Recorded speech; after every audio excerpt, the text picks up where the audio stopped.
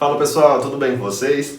Vamos iniciar aí mais uma aulinha, sobre essa parte de introdução à lógica.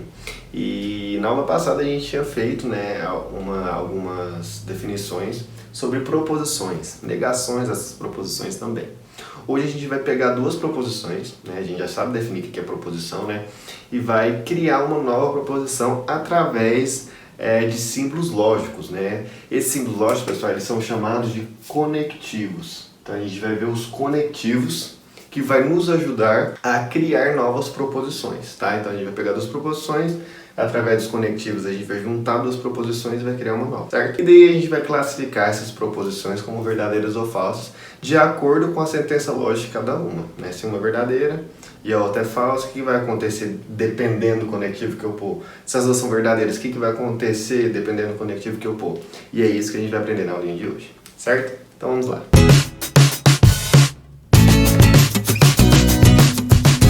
Bom, então vamos ter aí os dois símbolos lógicos, Que é esse chapéuzinho, sem uma letra embaixo, e o chapéuzinho virado de boquinha para cima, certo? Então são esses dois chapéuzinhos, um virar de boquinha para baixo, outro virar de boquinha para cima. Esse virar de boquinha para baixo, pessoal, ele é chamado de E. A gente vai ler ele como E, certo? Ou seja, se eu tiver uma proposição P e um chapéuzinho e o Q, a gente vai ler P e Q, certo? Então essa proposição aqui, a gente vai ler P e Q. Essa proposição, pessoal, ela é chamada de conjunção, certo? Então vai ser a conjunção entre P e Q, certo? E daí se eu tenho, por exemplo, aqui a minha proposição P é 2 maior ou igual que 0, e a proposição Q é 2 diferente de menos 1, certo? Então a gente vai ler o seguinte: 2 é maior ou igual a 0 e 2 é diferente de menos 1, certo? Se eu tenho outra proposição, por exemplo, 3 divide 7, e eu tenho outra proposição, por exemplo, 3 divide 6, então a gente vai ter 3 divide 7 e 3 divide 6, certo? Outra proposição que a gente pode juntar aí, eu tenho que a área de um quadrado é igual a 2A. E, na verdade, o lado, desculpa. Então, eu tenho, por exemplo, uma proposição aí, o lado de um quadrado é igual a 2A.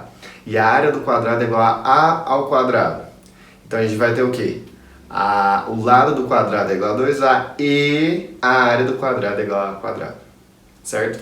Então, a gente pode juntar aí duas proposições com esse símbolozinho aqui, E. Certo? Esse símbolozinho aí que lê E, certo? Então, P e Q. Então, a gente vê alguma coisa assim, vai ler P e Q. Então, é assim que a gente vai ler. Aí, P é uma proposição e Q é outra proposição. Certo, pessoal? Bom, pessoal, então a gente tem uma formazinha aqui de definir quando essa proposição composta, utilizando esse símbolo, vai ser verdadeira ou falso. Então, olha aqui, a conjunção P e Q é verdadeira se P e Q forem verdadeiros. Certo? Se ao menos um deles for falso, então P e Q é falso. Por exemplo, pessoal, o exemplo que eu tinha dado lá, P 2 é maior que 0 e Q 2 é diferente de menos 1. Bom, a gente sabe que essa proposição P aqui, ela é verdadeira. Ela é verdadeira. Tô falando uma coisa e escrevendo outra, Então ela é verdadeira. Essa proposição Q, ela também é verdadeira. Então, se eu juntar as duas através desse conectivo, então P e Q vai ser verdadeiro também, ou seja, 2 é maior que 0 e 2 é diferente de menos 1, certo? Então, a proposição inteira, essa proposição inteira aqui, ela fica verdadeira, certo? Agora, pessoal, se a gente tem aqui, por exemplo, uma proposição P sendo 3 divide 7 e uma proposição Q aqui 3 divide 6. Bom, a gente sabe que 3 não divide 7, então isso daqui é falso. Mas 3 divide 6, então isso daqui é verdadeiro. A gente tem uma proposição falsa e uma proposição verdadeira. Só que para ser verdadeira, pessoal, as duas têm que ser verdadeiras. Então, quando eu faço P e Q, ou seja, 3 divide 7 e 3 divide 6, isso daqui se torna falso. Certo? Porque as duas têm que ser verdadeiras para poder ser verdadeira. E, logicamente, se as duas for falso, então a proposição em si vai ser falsa. certo? A conjunção dessas proposições vai ser falsa. Então, por exemplo, eu tenho aqui que menos 2 elevado ao quadrado é menor do que 1. E ainda eu tenho aqui que menos 2 ao quadrado é diferente de 4. Bom, menos 2 ao quadrado, pessoal, é 4 positivo, né? E é menor que 1, né? Então isso daqui é falso. E menos 2 ao quadrado é igual a 4 positivo. E aqui está falando que é diferente. Então isso daqui também é falso. E daí quando a gente faz a junção dessas duas proposições, ambas são falsas. Então a conjunção entre essas proposições também é falso. Certo?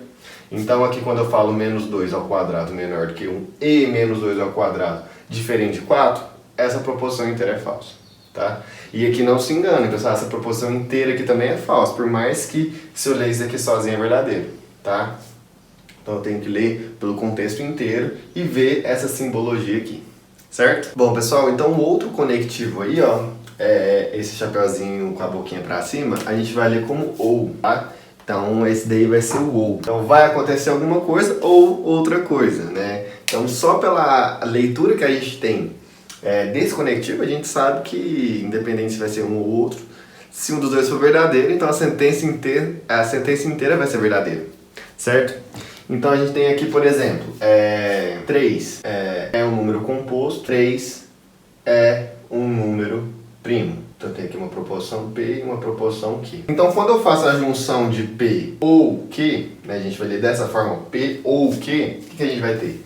3 é um número composto ou primo. Aqui eu não preciso colocar ou 3 é um número primo, né? Não vou repetir tudo, né? Então 3 é um número composto ou primo. Isso daqui é verdadeiro.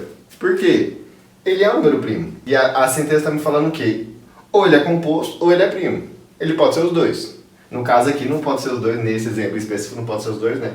Porque se um número é composto, ele não é primo, se ele não é primo, ele não é composto, né? Mas pode ser que algumas proposições, a P e Q, sejam verdadeiras as duas. E a proposição vai ser verdadeira, certo?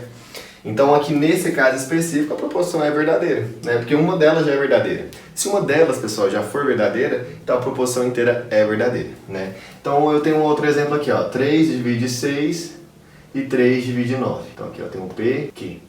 Quando eu faço P ou Q, o que a gente vai ter? 3 divide 6 ou 3 divide 9. Essa é verdadeira. Essa também é verdadeira.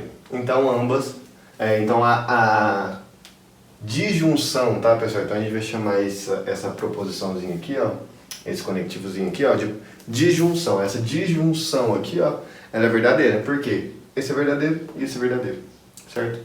Ah, professor, então quando que isso vai ser falso? Quando que essa disjunção, né, esse conectivo ou aí vai fazer com uma proposição falsa?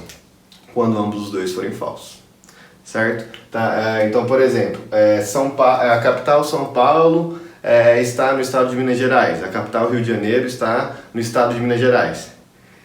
Então, São Paulo ou Rio de Janeiro está no estado de Minas Gerais? Isso é falso, né? Porque nenhum dos dois está no estado de Minas Gerais. Então, essa proposição inteira vai ser falsa, né? Em termos matemáticos, né? Vamos pegar um exemplo matemático aí, ó. Então, eu vou ter aqui, por exemplo, 3 é diferente de raiz de 3 ao quadrado. E eu vou ter aqui, por exemplo, que a raiz de menos 5 ao quadrado é igual a menos 5. Então observem aqui, ó, pessoal. A raiz de 3 ao quadrado a gente sabe que é 3. Então esses dois termos aqui são iguais. Então isso aqui é falso. A raiz quadrada de menos 5 ao quadrado é igual a menos 5. Ah, professor, é só cortar esse 2 com essa raiz de 2. Com essa raiz quadrada, desculpa. Que aí vai dar o menos 5. Não. Você faz o menos 5 ao quadrado, que vai dar 25 positivo, e tira a raiz desse 25 que é positivo, que vai dar um 5 positivo. E aqui está dando um número negativo, então isso daqui, ó, também é falso. Daí quando eu faço P ou Q, se torna falso também, porque aí eu estou juntando essas duas proposições, está dando uma proposição falsa, certo? Então a única maneira de ser falso, né, quando a gente está usando esse ou, é quando as duas proposições elas são falsas, certo? Bom, pessoal, então a gente vai fazer uma tabelinha, tá? Anotem essa tabelinha aí no caderno de vocês, tem no livro também, tá? Ah, pessoal, outra coisa que eu não falei aí ainda, Sempre quando vocês estiverem acompanhando essa aula, tentem pegar o livro que eu deixei disponível para vocês, porque o livro sempre está falando a verdade, só estou aqui reproduzindo um pouco, né, trazendo um pouco do que eu sei aí para complementar o seu estudo, tá? Mas sempre confiem no livro, tá, pessoal? O livro aí é o maior professor de vocês, tá? Eu estou aqui só como um intermédio do livro de vocês, certo? Beleza, isso daqui também vai estar lá no livro, mas eu vou explicar aqui como que a gente pode construir essa tabelinha aqui para a gente não esquecer quando a gente vê os conectivos e ou, certo? Bom, eu tenho uma proposição verdadeira, uma proposição verdadeira. Uma proposição verdadeira, proposição falsa, tá? Eu coloquei aqui, ó, pessoal, nessa partezinha aqui, ó, todas as possíveis combinações que eu tenho quando eu junto essas duas proposições. As duas podem ser verdadeiras, essa pode ser verdadeira e essa pode ser falsa, essa pode ser falsa, essa pode ser verdadeira, essa pode ser falsa e essa pode ser falsa. As únicas possibilidades são essas. Aí a gente vai ver o que vai acontecer, né, quando eu faço isso e quando eu faço isso, certo? Então quando eu tenho P e Q, né, então eu tenho o conectivo e elas são verdadeiras, então isso daqui vai ser verdadeiro. Se eu tenho uma proposição verdadeira e outra falsa, então vai significar que essa é verdadeira e essa é falsa. E quando uma das duas vai ser falsa, então essa conjunção aqui, ó, ela vai ser o quê? Falsa. Por quê? As duas têm que ser verdadeiras para ser verdadeira. Então essa daqui é falsa, uma das duas é falsa, então a proposição fica falsa. As duas é falsa, obviamente, então vai ser falsa. Certo? Agora, quando pelo menos um dos dois é verdadeiro, também vai ser verdadeiro, né? É o exemplo do número que eu dei composto, né, e primo, né? Ou ele vai ser composto ou ele vai ser primo, né? Então, se um dos dois acontece, então aquela proposição é verdadeira, né? Então, isso daqui é verdadeiro. Mesmo caso, daqui de baixo também é verdadeiro. E se as duas forem falsas, não tem como a gente tirar uma verdade disso daí, né? Então, isso daqui vai ser uma sentença falsa. Certo? Então, pessoal, essa tabelinha aqui vai ajudar vocês demais aí no nosso curso de introdução à lógica, tá? Sempre a gente vai estar abrangendo mais coisas aí de símbolos lógicos, tá? E daí sempre a gente vai estar aumentando essa nossa tabelinha, certo? E daí a gente já começou, né, falando do não lá, né, se a gente tem uma proposição, ela pode ser verdadeira ou falsa.